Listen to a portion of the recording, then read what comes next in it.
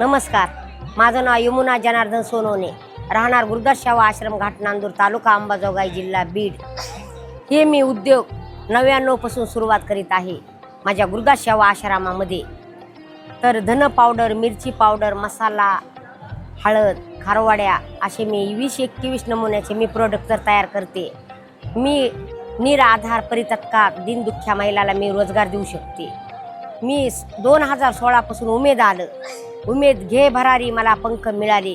महाग माझी परिस्थिती नेहमी कर्ज बाजारी असायची आणि फाउंडेशनने जी पैसा दिला तसं मी 25 ते 30 महिला कामाला लावित असते. अगोदर छोटा काम करीत होते. मी छोटं करीत माझा मुंबई, पुणे, दिल्ली, वाशी, कुर्ला, ठाणा, नांदेड, लातूर अशा 20 ते 25 जिल्ह्यांना माझा माल जात आहे. अमेरिकेला देखील माझा माल जात आहे.